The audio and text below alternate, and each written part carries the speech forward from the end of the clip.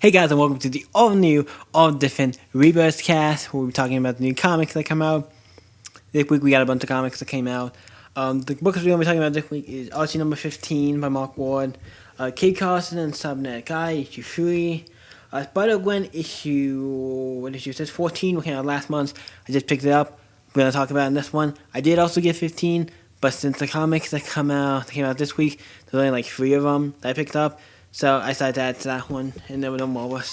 And I don't like talking about the same multiple issues of the same comic in a podcast, so that's why. And I just read it, so it's cool. Cage issue 3 just came out. Punisher issue 7. We're gonna be fun to talk about that. And a new one I got, actually just randomly, I got that Books A Million. Slapstick number 1. It's the newest issue for that run. Issue 2 comes out next month. I'm super excited. It's actually a really fun comic. We're gonna get into when we get to that. But I'm going to start with Indy, and and I keep doing that with my mouth. I don't know why, but we're going to start with Indy, and I know I'm not as skilled as this yet. So we're talking about Archie, number 15. This is by Mark Ward, who's really awesome. He's done stuff like Daredevil, Kingdom Come, a lot of great books. And the artist did a book, something called Morning Glory. Other than that, he doesn't say anything. His art's cool. I like it. It was featuring Sophie Bloom on the cover, and I had this thing for Archie coming in January 2016. The show on CW. I don't know anything about that. It looks kind of cool, but we'll start off. This book starts off with Jughead trying to plan a party for his parents, like anniversary, whatever, and he's trying to take Archie's role and do the Archie thing. And he tries to plan a whole party. He goes to this one guy. He's like, "Hey," he's like, "You came to me to party because for me to help plan the party because yeah." He's like, "No, because I don't know what the hell I'm doing. You for the best parties." And it talks about how Archie's basically become Jughead and stuff, and about it and how they get everything and get all the stuff planned. And he goes to Archie and helps him out. It's like, yeah, he gets him out of the rut for at least a little bit to be like, "Hey, your parents are having this thing. You're acting like me. You need to get your shit together." That's what he does, and he helps. Gets the party and everything together, and they kind of make sure everything goes as planned. It is fun.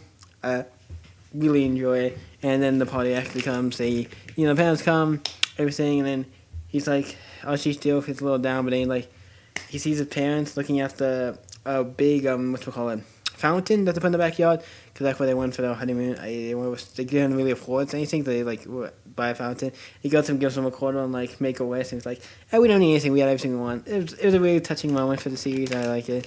And then at the end, we see Archie still missing Veronica. And then we go to the next part of Veronica, them and her and Mrs. and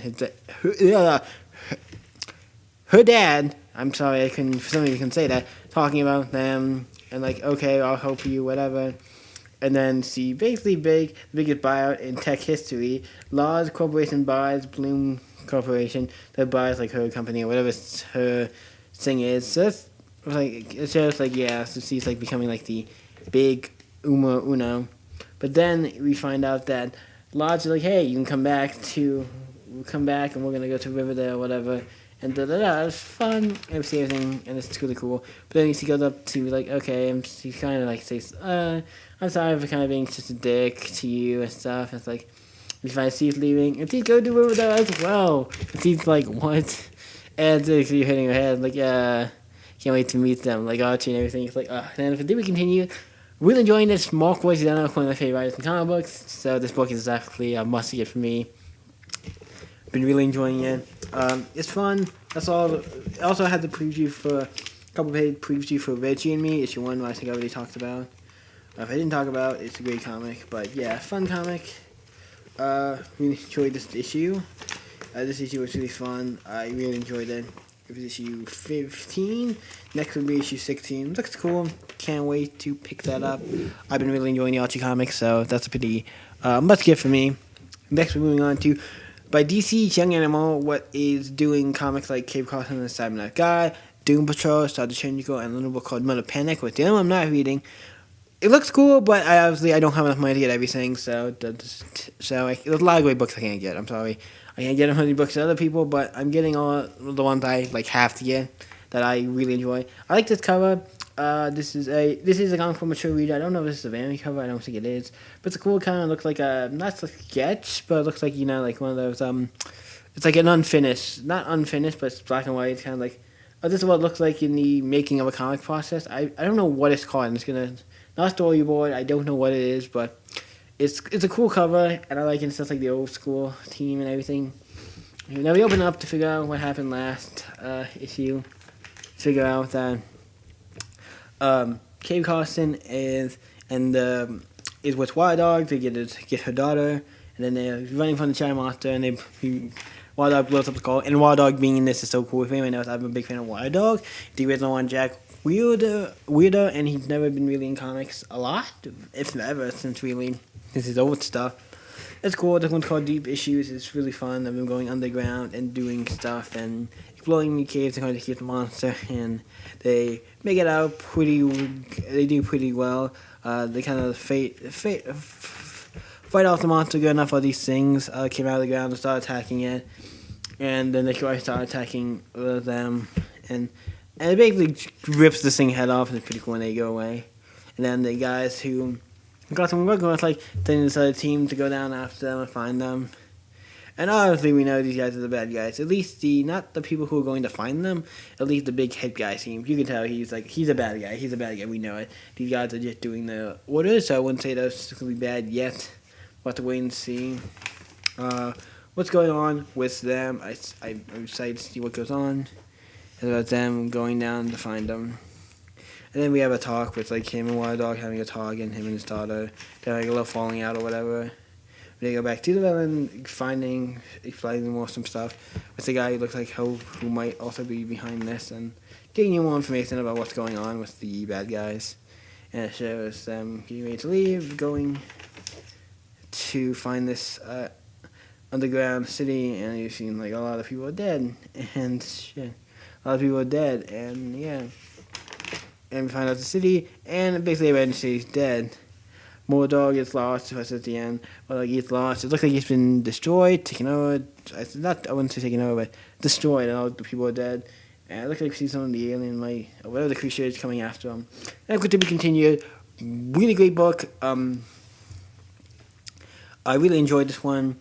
It's really fun, and I think there was some more stuff in it. Yeah, there's some more stuff in it. It also has some origin things on the end for Chloe Carson, what is Kate Carson's daughter, and two characters from the Shard the Changing Ghost things. I like these little origin things, they give you the history and all the stuff, the information about the character and stuff. I like that.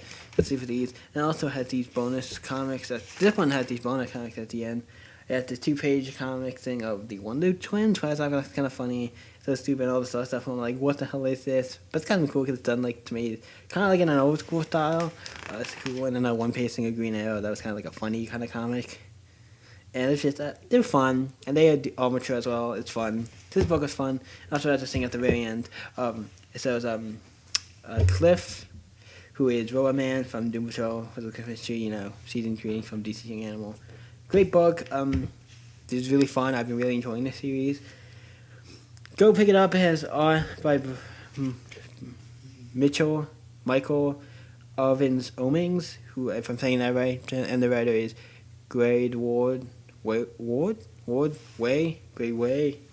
W-A-Y-Y, I want to say Way, Grade Way, he was a member of the band, My Chemical Romance, which was really cool to see a guy from a band I like, a comic I like, so that's really weird. And they're both really good designing this, and Doom Patrol, Doom Patrol is fucking amazing, so, yeah. This might be a mature podcast. I don't know, because I just talk about these comics, and this podcast is not going to have a thing that says, hey, this is a mature podcast, because I don't cuss that much, but sometimes I do. I'm not gonna be I'm not forcing myself to cuss. It's just if I do, I do. It's whatever. Next, we're gonna move to Spider-Gwen because it's the only one that's kind of a little. I know which year, and you might have read it already. It's Spider-Gwen issue 14. It says Happy Thanksgiving on the front. Happy Thanksgiving, turkeys on the front. Obviously, it's the Thanksgiving special. It was weird because Thanksgiving didn't get as many specials as other holidays, so I thought it was kind of cool that Spider-Gwen did a Halloween thing, then they did a Thanksgiving thing, and then the newest issue, issue 15, what I just read was the Christmas thing. So doing like all these holiday festivals. But it's great. The Halloween one was my least favorite because I feel like it was not bad as a single issue story, but it didn't give you anything more to the main story. It gave you a little bit that the other members of a band kind of know that she's maybe Spider-Gwen, and in issue 15 you get more of that too. So I like that. I kind of want them to know because I feel like that'd be better for everything than they like know. Hey, I have to go save the day. It's like I have to. People are dying. Like I have to go and save. I think it'd be better. I think they do trust her enough. But this issue, it's cool. We see Spider Gwen is talking to her dad in prison because he was arrested for because he was helping, like saying, "Hey, I was helping Spider Gwen, even though I was supposed to go and catch her. Like I was helping." Looting a criminal, because a lot of people think Spider-Woman is like a criminal or a bad guy. The cops doing that stuff, and that was the whole thing was Frank Castle. He was a cop, and he was trying to do him, trying to take her, and he was trying to help. All these things. But we have Matt Murdock, who is basically the kingpin of this universe. Why I freaking like that. I like Matt Murdock. One thing I like about the series, especially Matt Murdock, is where they take the characters you know and kind of turn them on the head. Like it feels like C is kind of like Peter Parker, young Peter Parker, but it's also different because he's going through different things. It's not like, oh, my parents were shot, my uncle was shot, I'm going into this. Like my father's in jail.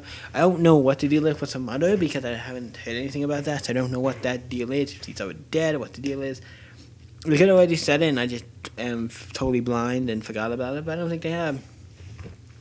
But back onto the Matt Murdock thing. Matt Murdock is basically the kingpin of the universe, or he's like the second in command. But he's a character I like as a villain in this series. It's weird because I like Daredevil, and it's weird to see him as a villain. He has that very he's one of the villains that you just like you know what I mean? I don't know, but it's very fun, and they have them talking and stuff because Spider-Gwen's kind of walking with him, and hopefully the more that's what happens in the next issue 15. But then there's also in the series we get to see the parents of, not the parents, but Aunt May and Uncle Ben is still alive in this universe. Uncle Ben is and Aunt May, and it's cool to see them in a different light, to see them actually in the series and stuff. It's fun, and to see them in it. It's kind of cool when it says Gwen meets Aunt May, and then we finally figure out that I kind of she kind of knows. I think we establishing that she knows, you're Spider-Gwen and all this stuff, but she's not saying it directly. Yeah, I know you're Spider-Gwen, but I'm not saying it indirectly. You're Spider-Gwen. Yeah, I know you're Spider-Gwen, but I'm not saying it indirectly. And they're saying how she can't tell Ben because he can't take it. Yeah, he's not completely healed yet. We have to sing with Peter Parker. Even though it feels like he is. He feels more healed than her, I thought. But now it feels like it's the other way around. I'm like, this guy, I've never seen him try it, and it feels like he's totally himself. He feels fine. I don't see anything wrong with him. But then May saying the stuff oh, he's not completely healed. I'm like, wow, they did really good with not showing that. I think that's cool they didn't show it. It's we didn't know that. I'm like, oh, he's still hurting, but he has that. But he had the, happy face all the time, but he's really hurting. It's that's kind of cool. And I like that. And I thought it was really cool. But then the next half of the book is actually they switch the artist to a different artist who's done stuff for this Spider-Gwen before. It's okay. I like the first half of the book. That's the artist I like for the series. He just does the book really well. Second half's cool. We have Spider-Gwen. Not Spider-Gwen. Spider-Woman. Jessica Drew from the main Marvel universe, because Spider-Gwen's in her own universe, came over with her baby and this other guy to, kind of, I guess, eat, or hang out. I don't know what really they came, if there was a specific reason they came for. But her, Roger, and the baby, they came over, they have food and stuff, and they're just hanging out. Maybe it's for Thanksgiving, because this is a Thanksgiving issue. I'm assuming that's what this is for. They came over for Thanksgiving. It was a special thing. It was really cool when it shows them eating all these things. But look I think they have a bunch of just hamburgers and fries. That's a Thanksgiving I can get behind. Hamburgers, fries, and soda. Yeah, that's totally my kind of Thanksgiving. So that's cool. And then Spider-Gwen, does a speech, a really awesome speech, and that's kind of. And there's that's it. And Spider-Gwen and Spider-Woman's yeah, that's her saying the speeches, and I think, yeah, you got a thing there, and then it says on the news, he turns on the card to turn on the game. They find out that this koala commander is attacking, who they, basically he's Cobra Commander, but if he was a koala, if he was a guy who can code koala, if you look at the face, he definitely has Cobra Commander written all over him, like in his face with the mask. That's totally Cobra Commander mask, and with the name, Koala Commander. Instead of Cobra Commander, Koala Commander. I like that. I like to see instead of them, then instead of Spider-Woman, the Spider-Woman and Roger go off to fight him, because Roger is kind of a hero. So instead of off going to fight him, and the guy's really, the guy's like a pushover, really, so it's not that, wouldn't be that hard to go in and kick his butt. That's where the book kind of ends, and they go off to fight him, and obviously she stayed there, and Gwen stays with the baby. And the thing that I really like to see Koala Commander, like we see him in like here, like a little in one panel, and then we see him in the annual, but we don't for like a page. They did like a thing with so funny. I would actually like to see an issue where they actually fight him, because if you like any villain, I think can be intimidating or really like can be a good villain. You just and can be written well, has a good story. And I think like it'd be a cool character to do. It's different. And he's also like an original character. I feel like he's an original character. I don't think he's based off anybody else. He could be, but he feels like he's an original character. It's one thing I freaking like. I know he kind of based off, like I said, Cobra Commander, but it's like for in the DC Marvel universe, he's not based on like another character. Like Spider-Woman in this universe is basically Spider-Man for their universe. You know what I mean? And also has a thing for I just know it has a thing for Parker Ben and Parker May and Ben Parker. You know, Uncle Ben, Uncle Ben and Aunt May, a thing with them, like the whole origin, talking about them, all the saying, the high weights, all that kind of stuff about the character, that's cool. And this other thing by Gwen 15. Really good book. I really enjoyed it, but I feel like this one of the series that's good, but it's not one I would like. I started reading it here. No, this is the one I would say go back and read just because at least a little bit. I always say stuff in the beginning, not too long, it's only 15. A lot of people like, just stuff in the beginning. This is one of those series, like, I feel like jumping in here, you'd be confused as all hell. It's not one that I feel like is the best new comic. There's a lot of stuff you won't understand. Some of it you won't understand, so that's the one thing I feel like needs to be said. So I wouldn't recommend that one if you are not reading the series or have some information about it. If you're jumping in and you've never read it before, I would not do that issue. That issue is a no-bueno issue. The issue before, issue 13, was an issue you could have jumped on. For at least that issue, that was like a one-shot Halloween thing. Next book we're talking about is Cage, issue 3. Another book I've really been enjoying. This is the third issue. The next issue will be the last issue. Please, it sucks that this book has to end in this issue, in issue 4, because it is good. Like, it's one of my favorite comics that's come out. It's surprising. And all the Marvel comics, this might be my favorite. It's probably because it has the guy who did Samurai Jack writing and drawing it. So, there's that. I like how it says, this cover has nothing to do with what's inside. So, Cage with a bunch of hot girls around him. I thought that was kind of funny. Like, hey, this has nothing to do with the cover. Now, what happened to this issue with Cage? Well, we find out what happened to Misty Knight. The villains of these, like, animal people have kidnapped them. Misty Knight also kidnapped Cage. Also kidnapped Iron Fist, Brother Voodoo, Dazzler, Ghost Rider, and Black Panther. And what we see the most of Leap is Ghost Rider. They film seems like this one little panel where it shows him. But with Black Panther and Dazzler, we don't see a lot. Old Brother Voodoo, we see a little more of him. But Misty Knight and Iron Fist, we see them actually fight the bad guys. And they're doing like a thing like, hey, you have to fight one of our guys, like a one-on-one thing. So Cage trying to break out, and we can't. Surprisingly, what are those things made of that nobody can break out of them? Like, we have Ghost Rider who does guy with magic, and they can't break out of him. How? And Cage is like strong. He should be able to break out of stuff. I don't get what these things are made of. That's the only problem. I could see like Misty Knight not being able to break out of, maybe Dazzler, but Black Panther. But it's like I don't know. I don't get that. But yeah, then we go on to the actual first fight. It's Misty Knight versus the giant tiger guy who we saw in the last issue. It's cool. I shows him fighting and finds out she gets some good looks in and finds out he has like a robotic arm. I guess he got it destroyed or something. I'm not 100% sure. And she actually loses the fight. I'm not saying it's surprising, but she is really the only one who's like a normal person. Anybody else has some type of power. or super strong or can fight really good like Iron Fist. He can fight good, yes, but he is kind of a normal person if you really think about it. Just a little more better than other people.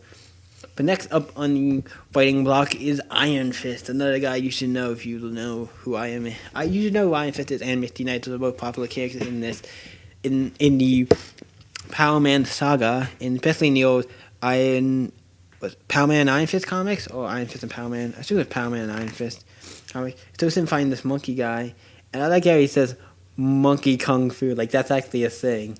Monkey kung fu is actually a thing, or I can't tell if that's a joke or that's real, but we'd be surprised. It's fun fighting this guy, and actually he loses. Like he's about to charge up, do his Iron Fist thing. Like once he's like charging it up, and he hits him right before he can do it, and he's like falls, and he's like Iron Fist is one of the most powerful people, and he's almost powerful than me, and he lost he lost that easy. But then Cage goes up, and since it's a Cage book, we know what's gonna happen. He's gonna come in and kick all kinds of ass, and he does. He's fighting the Tiger thing again, I think, and when he first to me, like, he punches him once and beats him once, like, and they're gonna 8 lives, and he does it like 8 more times, 8, 7, 6, 5, 4, 3, 2, 1, like, the 9 life thing, and this, and you see him beat the crap out of him, and that's basically what it ends. It's like, there are more challenges for you to come, and yeah, there's more challenges, it's not over yet. Surprising, I want to see how it ends in one more issue. I can see how it could because of the way the book is done. I'm excited. This is a book I am going to be completing because it's only one more issue, and I've really been enjoying it. And I like how the last cover says Cage. It says, "Dang, Cage gets knocked out of his own comic." I don't know if that's a thing to be like, hey, the series is supposed to be longer, but then we had to shorten it or something. I don't know if that's what that means. Like, Cage's comic, I planned on to do a series, but then it became a mini-series. I planned on to have the series, but then it became like a mini-series. If that's the case, I don't care. It looks cool. Excited. Cage issue 3. I would say you could pick up Cage issue 3. It's one of those ones I feel like you can pick it up and understand enough of it, because it's just showing him captured, and you're like, okay, he got captured. That's all you really need to know. You could go from issue 1 to 3, and that could probably make the most sense. You could go from issue 1 to 3, skip issue 2, and you'd probably be perfectly fine. So that's all. Yeah. So yeah, issue 2 is a good issue, but you could go from 1 to 3, and they feel like, oh, that's what happened next. 2 more comics to talk about in this podcast. We have Punisher issue 7. This is part of the new story arc called Into the Wild. Into the Wild starts now. Into the Wild is the first issue to that. Great cover of him, Punisher, like, coming out of the grave because everybody thought he was dead, but he's not. This issue 7. It is a Punisher Advisory Not for Kids book. It is one of the books that is mature. The last book I'm going to talk about is also another Punisher. The Punisher Advisory book, it doesn't say Not for Kids like that one, but slapstick, surprisingly enough. But this book is the last book I think Steve Dillon worked on. I'm not 100% sure on that. A lot of person said the book Steve Dillon wrote and worked on. It's pretty cool because this last book he worked on because he practically passed away a couple months ago. Was pretty sad. For being one of my favorite artists, and that's why I dedicated in the Sid podcast, I dedicated the whole thing about him, talking about his work and all that kind of stuff, because he's a really awesome artist, and sad to know he passed away, and he's been doing a lot, and him been working on this Punisher book. It's been really fun, and it's sad to see him go, but this book is one I am going to be dropping, not because the artist, died, just because I can't get that many books as I want to, because there's a lot of great books that I can't get, and I'm like, and I'm getting a subscription. I just set up a box of, it's my comic book store, like, these are comics I want to get, and I can't get everything, so I had to go out. Punisher was one of them, like, I like it, same with Jessica Jones, I like them, but I can't get them. This other series I stopped getting, like Desert Hawk, and I'm like, I can get that in back issues. Most of these I'm going to get in back issues and stuff. But now we should be talking about Punisher. And that's what this is. We need to talk about the Punisher comic. And it starts off with this detective or whatever, who talking about her friend who died, and talking about the Punisher, like, oh, he's alive actually. Surprisingly enough, that's not too big a surprise. The Punisher alive? Who would have thought that? And then serves the villain of the series, or at least one of the villains, who escapes, this black guy who has some type of powers or something. He takes these like drugs or something, and he gets all these like superpowers. And he's even covered with blood and stuff. And he goes in this bus, and then like the bus driver just explodes, like, see a single blood. It's like, he's gonna kill some shit. Some people are gonna die. And that's just the grave where Punisher came out of. And then they don't know anything about it. They need to look into it and stuff. Which is fine. And another book is not completely gone by Steve Dillon. I wanted to also make that. It has some help by a guy named Steve Dillon did this, and Matt Horak, whose art style I like because it kind of fits. It's similar to Steve Dillon. It's not completely, but it's very similar, and I like that. And it's so fun to like walking through the forest and stuff. And he goes to this bar and tries to get some information out of these guys. Or it does something, and then one gets a ball and like smashes it on his head, and then you get into a bar fight as you do, and so them fighting, and you see the bartender does help because the bartender is, from what I can tell, is one of the guys who's like, hey, this guy didn't do anything wrong. I'm gonna help him because he didn't do anything wrong, and these guys are really attacking him. Really didn't do anything wrong, really. And then everybody starts getting into the fight and throwing darts at people and all this stuff. And one guy gets caught on fire, and it's so Punisher. You know what I mean? Just fighting a bunch of people, and then he gets this the bottle up. He breaks the bottle, and he stabs it in his neck, and then you see it coming out the small end of the bottle where you the cork is, where you take off. You see the blood just coming out, that squirting out of it. It's oh. It's violent, but that's kind of one of the reasons you kind of you read Punisher, because it's him being himself, going around killing people. You want it kind of violent, because it's Punisher. He goes around and kills people. You don't want it all he doesn't hurt anybody. It's Punisher. You want him to go and rip people's throats out and stuff, or do stuff like this. It's what do you expect from a Punisher book? No killing? I doubt it. And he goes and fights the guy, puts them back onto a bunch of bones of dead animals. And they stab through him, and he is now dead, and it looks like a big vulture comes and is gonna pick at him. But then it shows the guy who was on the bus, and he basically killed everybody on the bus. It's a bloody mess. Everybody's dead, and I'm oh god, this project needs to take care of this guy. And one guy's on the bus, he's under all the dead bodies, and he's I need help and stuff. And then the cops coming after him, and then Punisher is bleeding from the bar fight and goes to this house. And this old woman opens the door with a shotgun to his face, and he's I'll ask a question around here, and that's where it ends.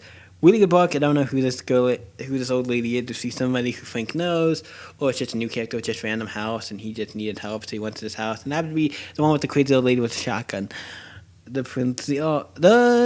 Probably a bunch of those in the Marvel DC universe. Crazy people with shotguns, especially old ladies.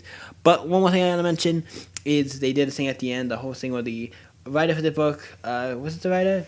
I think it's the writer for this book in particular. I'm gonna look. It might not be. I think it's somebody. No, it's somebody else. It's somebody else. It looks like it's somebody else.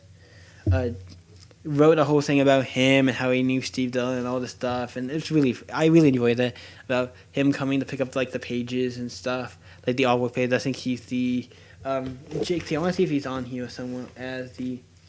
Yeah, it seems to be Jake Thomas.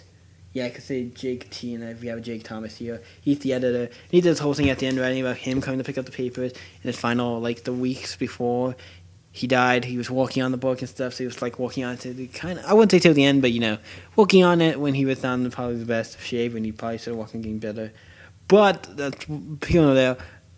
It ends with him showing you one of the most coolest scenes in Punisher that Steve didn't do. Frank Castle punching a polar bear. If that's not comic books, yeah, we have a guy who doesn't have any powers and he punched a polar bear. Superman did it fine. Or some characters do it. It's Batman doing it. Batman punched a polar bear. There's a punch a guy who has no powers, nothing, just a gun and stuff. He's bam, socked the polar bear in the face. And the other thing left to mention is this thing for the next issue, which looks cool. Like I said, this is one of the books right now I'm going to be dropping. I probably will pick it up and get the stuff and get the package at some point. But right now, I got to worry about other books. This one, what actually surprised me is probably the one that replaced Punisher and Jessica Jones, one of the ones I actually super enjoyed. With the Books A Million, saw this book. I actually thought it would look kind of interesting. I decided to pick it up. It's actually, I didn't notice it at first, until really recently. It's a parental advisory book. And it is. It is slapstick. The first teacher slapstick, really good. And we're going to open it up and talk about it. It's really cool. the first one's called Slapstick. That's not funny. The rest of the show's him just beating. He goes to like a dock or something where a bunch of guys are, and you see him like beating the hell out of people. Like they shoot him, he pretends he's dead. Like he's basically a cartoon character in the Marvel universe. Like teaming up with Captain America. He's like a Bugs Bunny type of character. Like you can't really kill him. He basically works on cartoon logic, and that's pretty funny. Like he does all the stuff you expect the cartoon character to, like Bugs Bunny, and that's why I like. It's fun. It was really violent. He like he hits a guy, and he goes like up. Hits the guy with a giant hammer. Like his teeth come out, and he hits the teeth back at people. And they go through their eyes and stuff. It's violent as hell to see like a cartoon character where you like a cartoon character really doing this really violent stuff. And it's cool. And you show him like going down and finding out, and they see him at the dinner table, like hey. And I'm assuming it's Thanksgiving because you see like a turkey and stuff. So it might be Thanksgiving. I'm not sure. And him like saying like hey, I did all this stuff, haha, telling it's like family stuff, so he has a family and stuff. And we see his brother got accepted into college or something, and he got like, oh, they like him more than him. Like, why don't you go get a job and all this stuff? And it's kind of cool. And then we get to see him meeting Spider-Man because he goes to do a merc job, and it was funny to see him like do-do like fighting Spider-Man and Spider-Man like whooping his ass, and then I'm like, oh yeah, we're kind of on the same side. And he goes down there and like takes one of the guards, knocks him out, dresses up as him, and nobody else knows. So I'm looking at the camera, I'm like, are you guys dumb? Do you not see the guy with the white chin and the gloves? It's like he stands out to you guys, kind of. I don't know. It's also he's a cartoon character, so you think that logic wouldn't work on like the real world, but it seems like it does, strangely enough. And he sells them the fire, and then basically makes them fire at each other, which I thought was kind of fun. He comes in and starts beating the shit out of them, and then Spider-Man comes in, and for my favorite lines in the book, he's like, there's blood, what's going on here? And he's like, there's blood everywhere. Oh, it's like this part right here with him interacting with like Slapstick is so awesome. He's like, what kind of hero are you? Superhero, what are you, 5?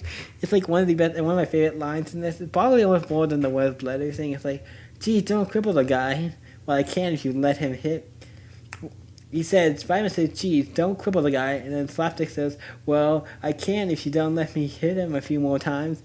It's like the dynamic is fun. Like he's like I'm the crazy killer, and I'm just gonna attack people. I don't care if I kill him, cripple him, whatever the hell. This is a job for me. And he goes off into this bonus, into the underground part. He finds a secret thing with the villain, the main guy, it's main villain or whatever. And he like beats the crap out of him. And the guy has a weapon. Because he has all this technology in him, he can like see, he figures out what Slapstick is made of and how to hurt him.